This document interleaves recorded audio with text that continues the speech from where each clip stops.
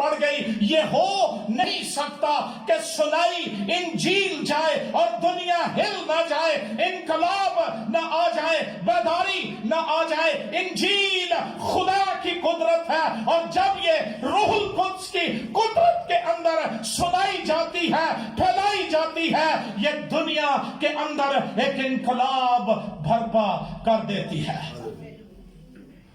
फिलिपुस की बाबत ये नहीं लिखा कि वो कोई हीलर था या वो कोई मौजज़े दिखाने वाला था और ये उसकी कोई खास नेमत थी।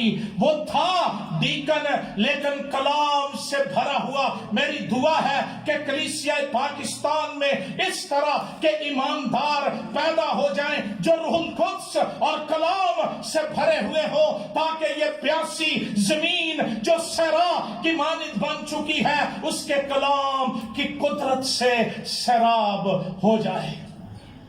कलाम कहता है वो जाकर सामरिया शहर में मसीह की, हम कई सालों से बैठे हैं, इंतजार कर रहे हैं हालात ठीक होंगे फिर हम कलाम सुनाएंगे।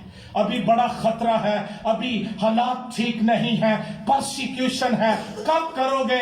परसिक्यूशन इसलिए है ताकि मसीह का काम किया जाए। आओ जिंदगी में उसके इलाही मकसद की तकमील करें इससे पहले कि वो रात आ जाए जब कोई शख्स काम नहीं कर सकेगा। आओ अपने अपने जुम्मे जो काम आसमान की तरफ से लगाया गया है उसकी तकमील करें।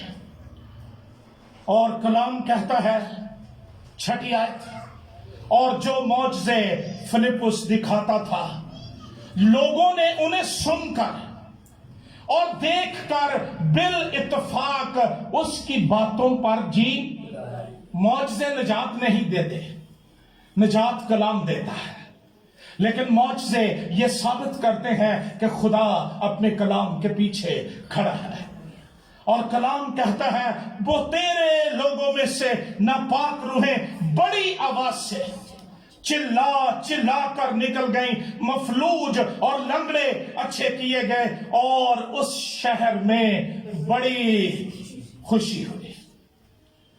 ये इनकलाब एक शख्स के इंजील सुनाने के सबब सामरिया के अंदर बर्पा हुआ। और अगर हम पाकिस्तान के मसीही या दुनिया के जिस कोने में भी आप रहते हैं, हम अहद करके गवाही के रूह से भरकर इंजील सुनाना शुरू करें, इस दुनिया के हालात यकसर बदल जाएंगे।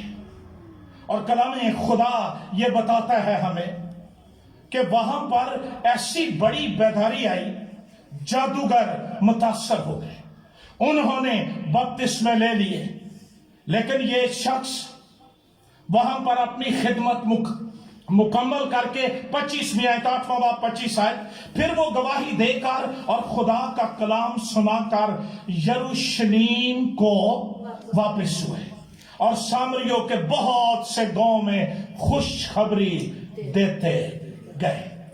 यूं सामरिया शहर के अंदर एक बहुत बड़ी बेदारी, एक बहुत बड़े क्रूसेड का हमें जिक्र मिलता है, जिसमें निजात भी है, खुशी भी है, मौजज़ात भी है, खुदा की कुदरत भी है, कलाम भी है। और फिर ये मुहिम अपने इख्तिताम को पहुंचती है।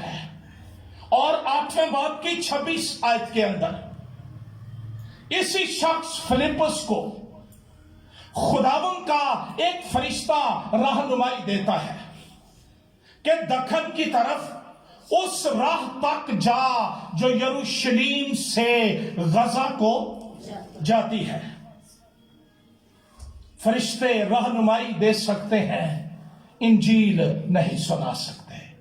ये शरफ, ये एजाज, ये प्रिविलेज सिर्फ उन लोगों के पास है जो यीशु के लहू से धुल गए हैं, जिनके गुनाह मुआफ हो गए हैं, جن پر پاک روح نازل ہوا ہے، اور یہ فرشتہ اس سے کہتا ہے کہ تو جا دکن کی طرف، غزہ کی طرف، اور یروشلیم سے غزہ تک کا جو فاصلہ تھا یہ تقریباً 50 میل بنتا تھا، اور یہ راستہ جنگل میں تھا۔ ہم جو علیحدہ کیے گئے، بلائے گئے، نجات یافتہ، روح القدس سے بھرے ہوئے ایماندار ہیں، ہمارے لیے شرف کی بات یہ ہے انجیل کا پیغام فرشتوں کو نہیں ہمیں دیا گیا ہے، اور ہم اس کو دبا کر بیٹھے ہیں۔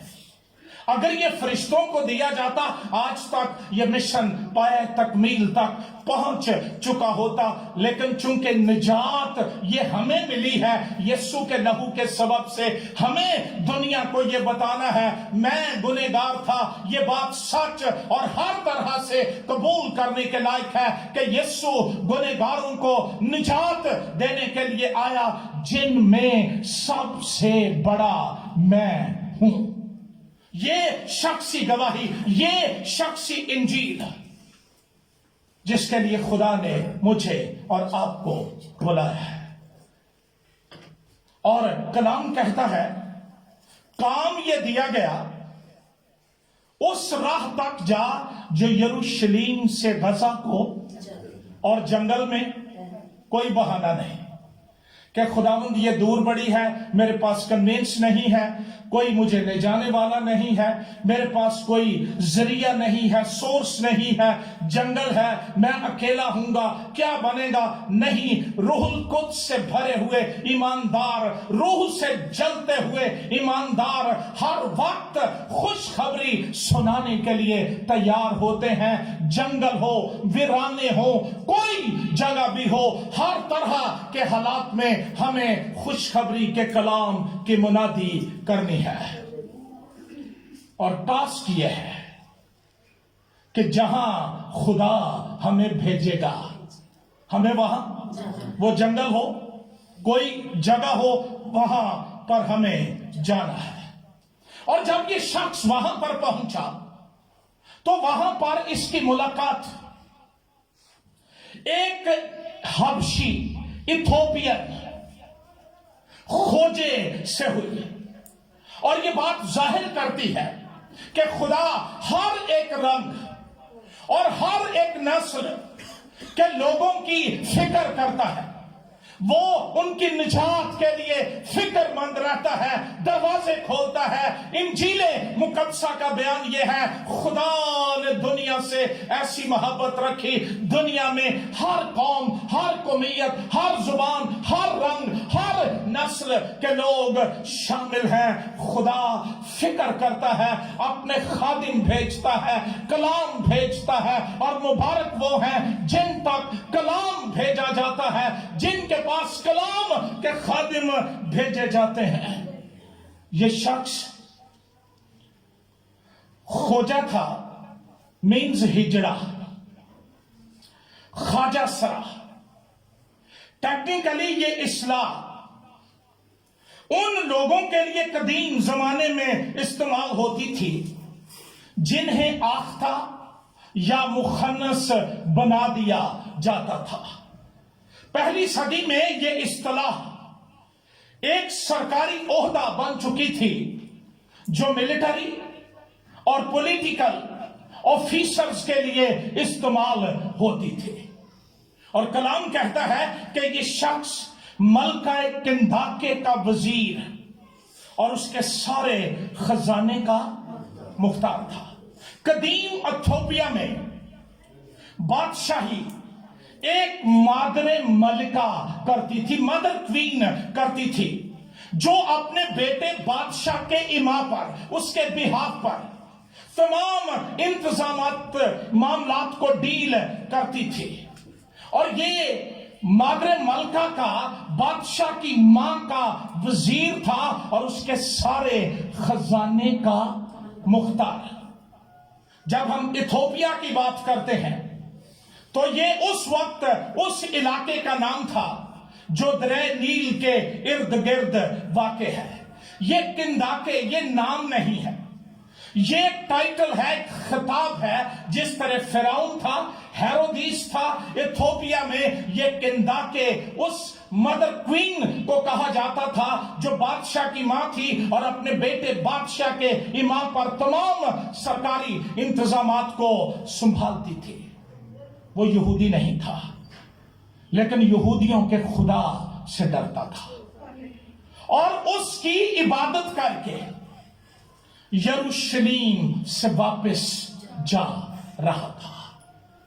کون جانتا تھا آج اس شخص کے لیے ابدی زندگی، ہمیشہ کی زندگی کے دروازے کھل جائیں گے، آج اسے نئی پیدائش کا تجربہ مل جائے گا، یہ مذہب سے چھوٹ کر خدا کے الہی خاندان کا حصہ بن جائے گا۔ میں بڑا متاثر ہوا اس شخص سے جب میں نے اس کی بابت پڑھا۔ وہ اپنے رتھ پر بیٹھا یسایہ نبی کے صحیفے کو پڑھتا ہوا واپس جا رہا تھا۔